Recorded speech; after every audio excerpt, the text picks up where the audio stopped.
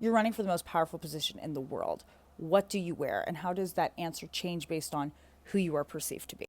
I'm going to take a wild guess and assume you did not receive a nomination from the DNC to become president of the United States of America.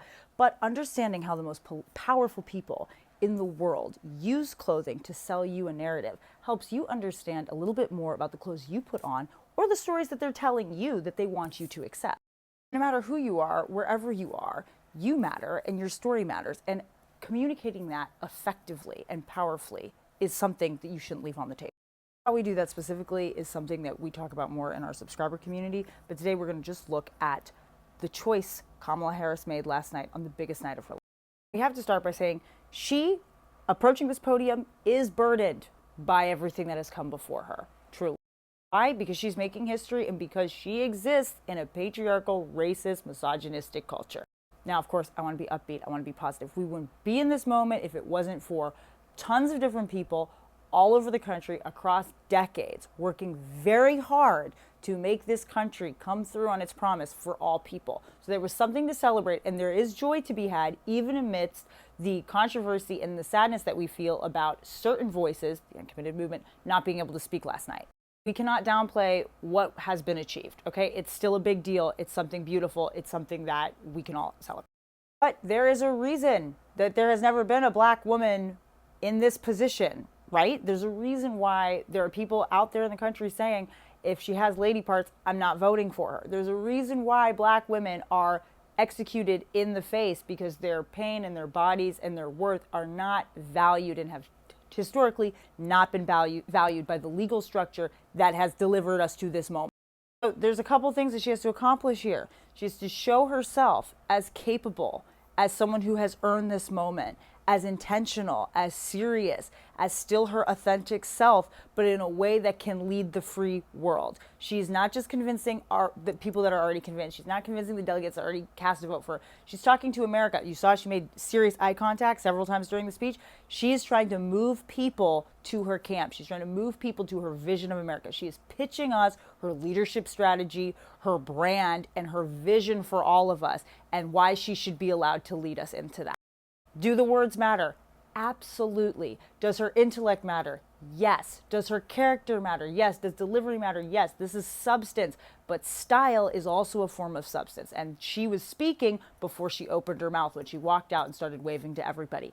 And we are visual creatures and we make meaning out of what we see. So this outfit choice, best believe, down to the nail, hair color, everything, highly scrutinized, highly planned, highly choreographed. Let's talk about what she didn't do. She did not wear white, the suffragette white. She did not wear pink. She did not wear sparkles. She did not wear like a super light blue. And she did not wear any pastel color. She is not running as President Barbie, as much as we love President Barbie. And if I was president, that's exactly how I would dress. Well, probably wouldn't be allowed to be, but you get the point, right? She is not making any mention in her speech. There's no verbal mention of, I'm the first woman. I'm a woman. Let me lead. I'm a black woman. No, her story, her background, her heritage, it does come through. But she's like, I don't need to run on that. And that's not forefront. I'm a prosecutor. I'm somebody who has done XYZ. Look at my work in the past administration. Look at the substance of my career and life and mind. That's why you are voting for me. Because if we were just voting for a woman or we were just voting for a black woman or anybody, we could just randomly pick one off the street and throw them up there. She's not up there for those reasons. So she's not focusing on that in her speech. She's not focusing on that in her clothes. And yes, is it a shame that pink is considered automatically this feminine color and that's a bad thing? Yes, it is. I would love for there to not be any prejudice against pink. I would love for her to be able to come out in a feather boa and a blue whatever and with pink sparkles and that be fine. That's not what is in the context of that clothing. So that's why she goes for the navy. That's why she goes for that pinstripe in her shirt. And she picks navy. She's not doing tan because she's not making a comment on the tan suit thing. She's not wearing white because she is not the one who has to carry the burden of being the first woman. No, she came out in navy blue because that's the uniform she's probably most likely going to be wearing every single day as president. And this is kind of what she's been doing as vice president. She's done this job. She has this in the bag. That's what she's communicating with this. Okay, let's also take note of what's also not here. There's no necklace. If there is, we cannot see it, right? She's got 2 rings on. She's got those pearl earrings, which is a little nod to the pearls that she's worn, the pearls from her sorority, the pearls from her past. But if she wore a necklace, let's think about this. There would be huge scrutiny over how much the necklace costs, if it was chunky, if it was thin, if she should be wearing it, was it too feminine, right? So she eliminates all of that scrutiny by just wearing a pussy bow blouse. Now, some of you might remember the history of this blouse. It is a feminine empowerment signal in a way, because it's like the tie for women, at least in our gendered construct, in our clothing history, in the American context, right? So when women were starting to go to work, maybe they didn't wear ties, but they had that little frill, they had that thing there. It's not too overt. It's still a nod to her femininity, but it's not like this massive signal.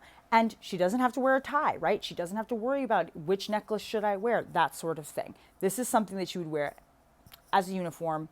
There she goes. I think you'll also notice that other Black women across history have worn blouses like this in office, or when they're going to work in a position maybe they, because of enslavement, wouldn't have been allowed to do earlier. Of course, she's not wearing a dress because that's not part of her brand, that's not part of the image. We also don't see there's no purple, there's no of the I'm making a stand overt colors, none of that. That's why we got the blue, and that's why we got the stripe. She wore a heel because she is a woman and she wants to wear a heel, and she looks good. She's going to be a beautiful president potentially. It's okay for her to wear a heel. Obviously, it wasn't a Louboutin. It wasn't something that was obviously clockable as a certain designer. I think we'll have to do another video where we break down where the pieces came from. But we're just right now going off of the first look, and what you have is there's a lot of focus on her face and her hands, and the fact that she's wearing this structured, you notice that too? This is a little different. She's got shoulder pads, and it's very structured, feminine, but also is projecting the stereotypical idea of power. Now, something else to mention here, and this is probably the last thing for this video. There's a reason that she has not shown up in a ton of different looks, even though we know she looks great in dresses, we know she looks great in skirts, all that, right? If she switched it up a lot, then that would become a topic of conversation, and it would be giving her more political messages to send every day that she would have to think about. So by establishing a uniform, which is the suit with some changes, she kind of takes back the power by taking that line of questioning off the table with reporters and people who are looking on. Because we could say as much as we want, it doesn't matter what women wear, it doesn't matter. What we do is what matters. We should be judged not for our costume. It's still a thing, right? It still matters. It's still sending a signal. Every piece, every stitch that these people with this power wear in the White House, from First Lady, Second Gentleman, whoever, the children, the nieces and nephews, all of that is a opportunity to send a message, a visual message to the people. So by eliminating the whole thing, oh, is she going to wear a dress today? Is she going to wear this today? By mostly sticking to the suits, she takes back some power that way. Oh, I should also add, she could not dare to come out in something completely new and different style-wise, because that would break trust with the audience, right? We need a character. We need a state figurehead. We need somebody who we can feel it gets solid. And if there's a lot of style changes just because she is a woman and she has access to those style changes in this context, that's going to make people feel like they can't trust her. So that's why you'll see a lot of like what feels like repeat of the same thing. That's intentional. I haven't mentioned this in a while, but I have a Substack. I write essays on culture. I have a podcast. It's called The Process with Alex Bechtel. I'm actually developing something that I can't wait to tell you about later. And you can find all of that in the link in bio. And my Instagram is a little bit more personal. I have more thoughts on everything that's going on in my stories and sometimes in the posts. So I'd love to see you there, and also let me know what you think.